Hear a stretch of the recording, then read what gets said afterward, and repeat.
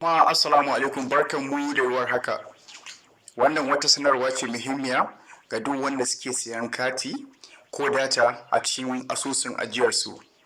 Babban bankin ƙasa CBN ya ce daga wannan talatar za a fara cire haraji na Naira 6.98 kan kowanne kati ko data da aka saya na layin waya daga asusun ajiya, sannan kuma ka yi amfani da shi a waya.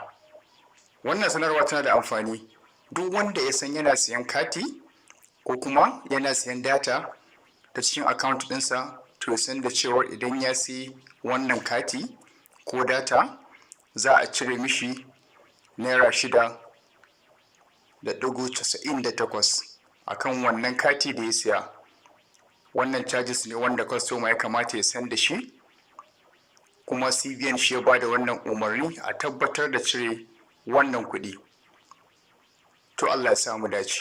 Ku danna mana subscribe idan wannan shine kallon tashar mu na farko. Idan kuma kun yi subscribing channel ɗinmu, sai ku yi mana like, ku yi sharing. Muna godiya.